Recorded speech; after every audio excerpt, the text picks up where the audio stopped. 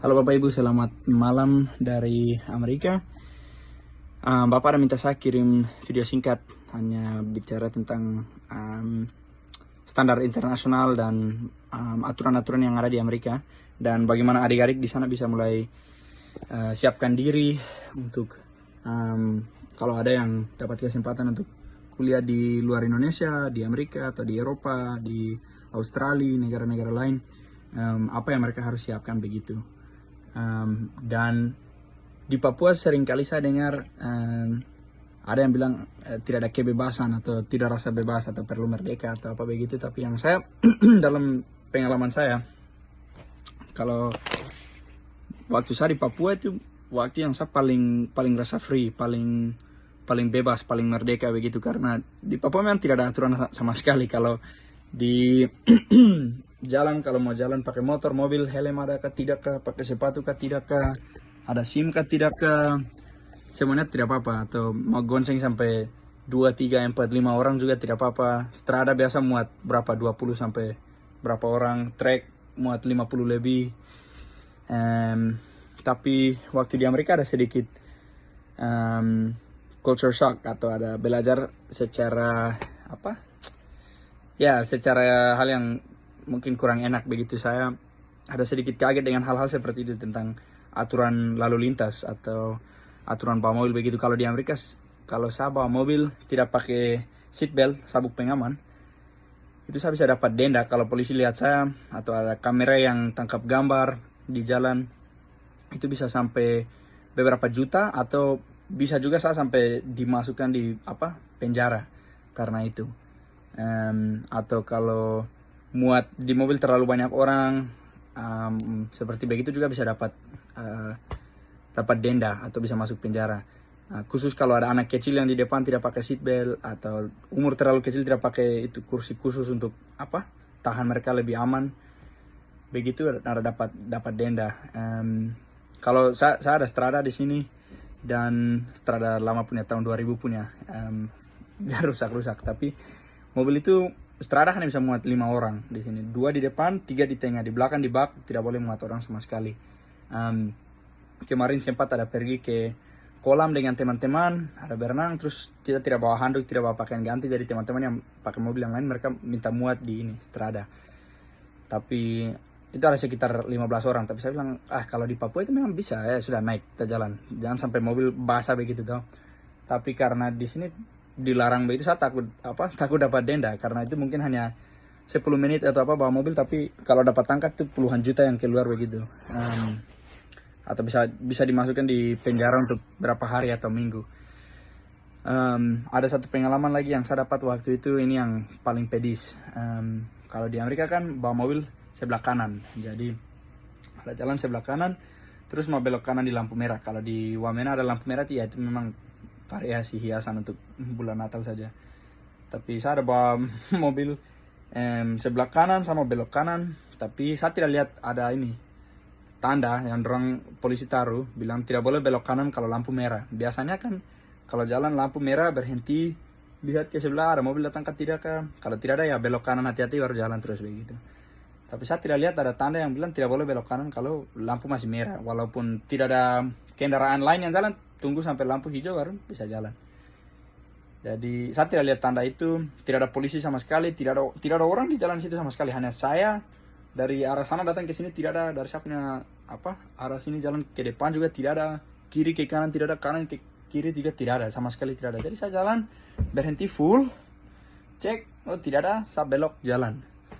Kamera yang tangkap gambar, jadi ada foto saya punya plat, dari depan juga ada foto saya punya muka, foto mobil warna apa, jam berapa, di mana begitu. Jadi saya tidak tahu kalau salah, jadi saya jalan saja. Berapa minggu kemudian saya dapat surat di kantor pos dari negara, dan itu dia bilang, you ada pada hari ini, jam ini, di lokasi ini, Walker Wesley, ada bawa mobil belok kanan tanpa ini, tidak ikuti aturan itu yang bilang tidak boleh belok kanan kalau ada lampu merah.